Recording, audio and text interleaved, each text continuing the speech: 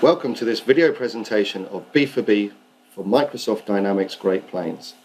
B4B provides you with an interface between the payables process in Great Plains and the import payment facility provided by your online banking portal. B4B is easy to use and intuitive and is much more than just a data formatting tool. It is a sophisticated payment management tool giving you clear visibility and control over payment batches being generated. Rich in functionality and security controls, B4B easily and robustly caters for today's local and global banking requirements, including the complexities associated with international payment processing.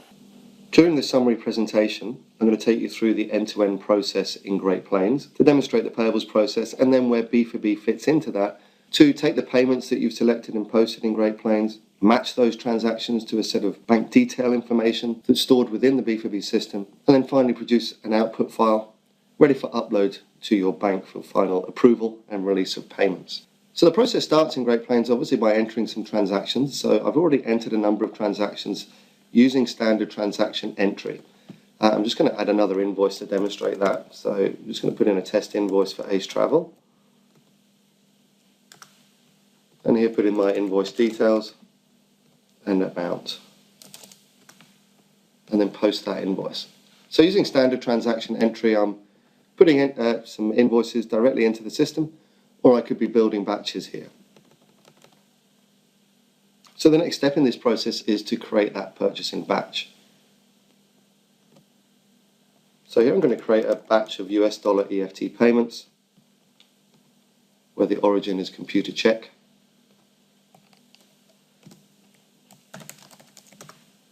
And I'm going to select my checkbook for this particular batch, which in this case is Uptown Trust. So now we can go through and select our payables transactions that we want to include in this batch. And there are a number of runtime parameters available to us here to filter that selection.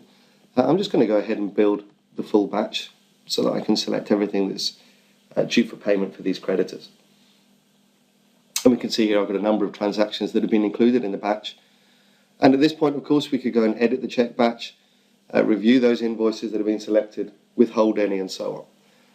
In this example, I'm just going to go ahead and process the entire batch and post those transactions. So using standard Great Plains functionality here to build my batch of payments.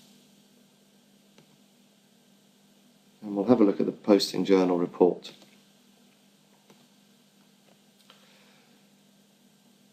And here we can see transactions being posted in Great Plains to the EFT checkbook transaction table. And it's from here that B4B will then read those payment instructions.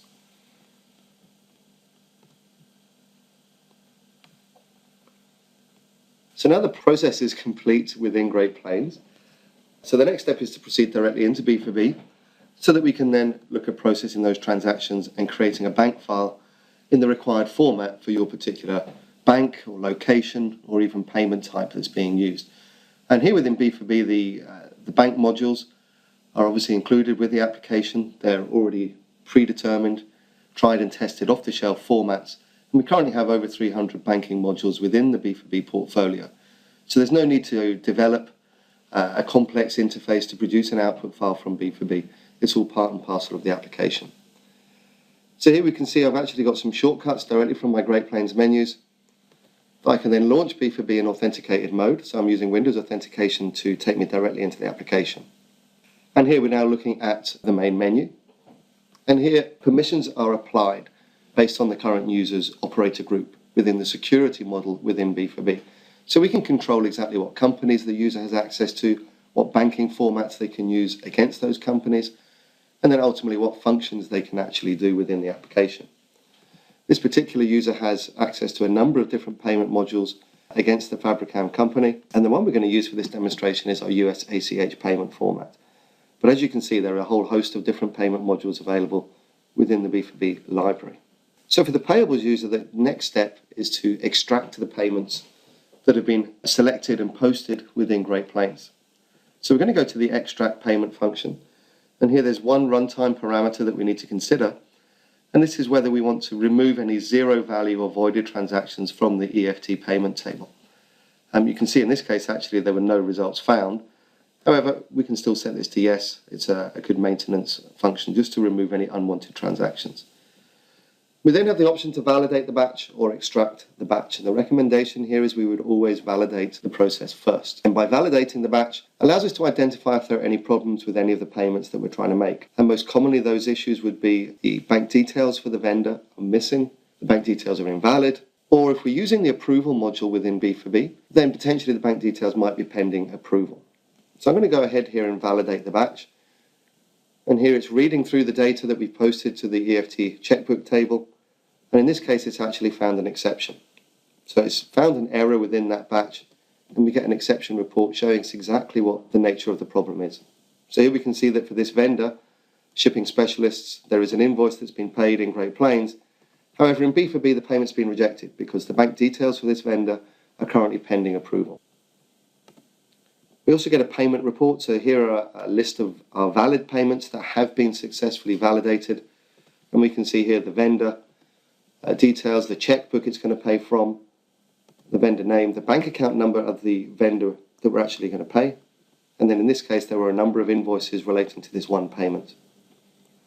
So here we've got a number of valid transactions that have passed our validation tests.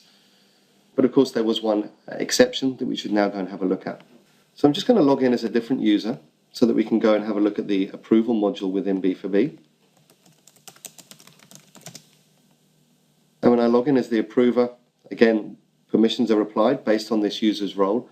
And this particular user has very limited permissions in what they can do in the application, but does have access into the approval module. So here, if we have a look at the pending approval requests, we can see that a change was made to shipping specialists.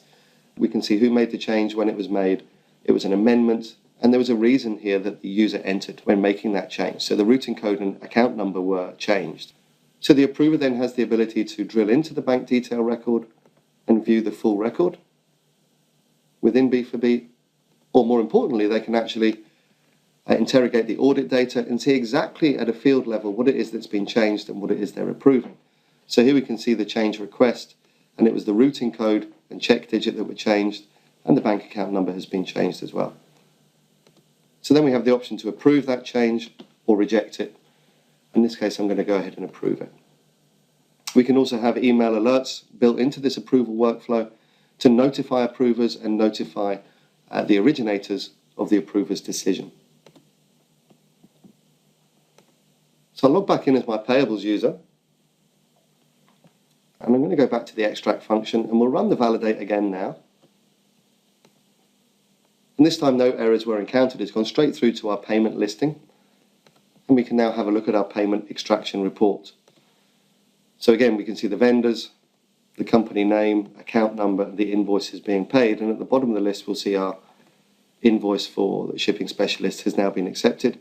And here we get some totals showing exactly the payments were accepted. And this total, of course, will match back to that batch total that we saw posted within Great Plains. So here, no errors or warnings were found, and 8 payments have passed the validation check.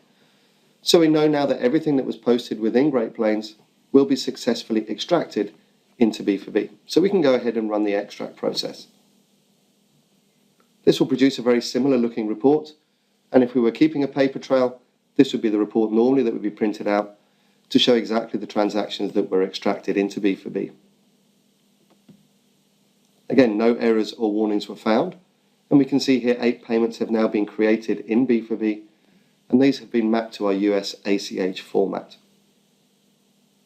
So the final step for the payables user would be to return to the main menu.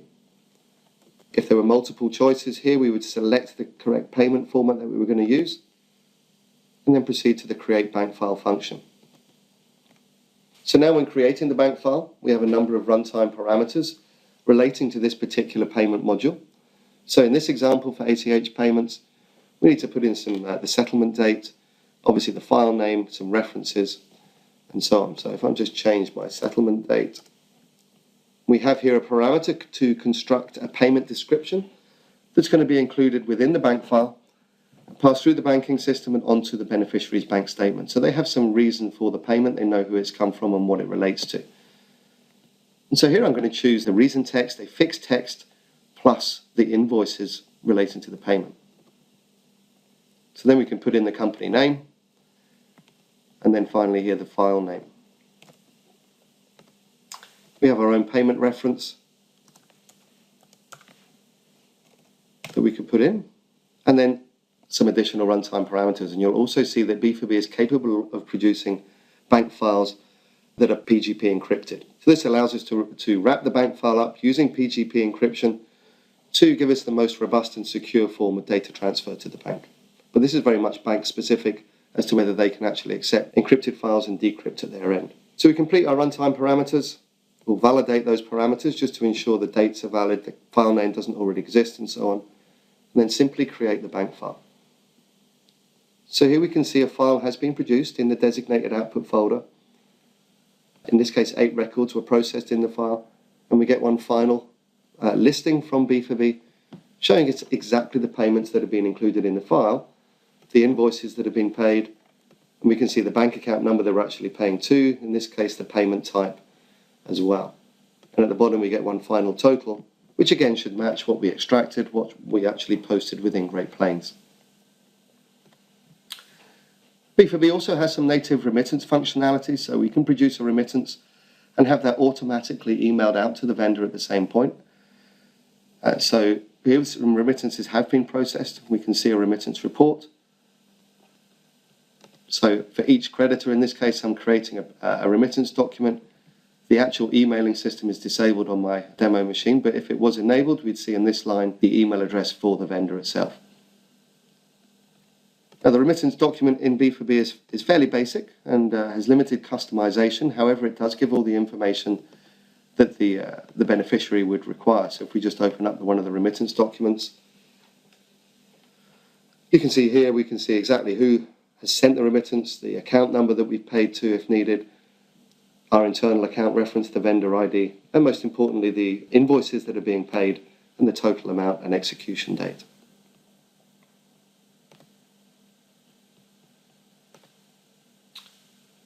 So here within B4B, you can see for the payables user, it's a very simple two-step process after completing and posting the batch in Great Plains. We simply extract the host payments. That process will match those payment instructions to the bank detail information that's held in B4B.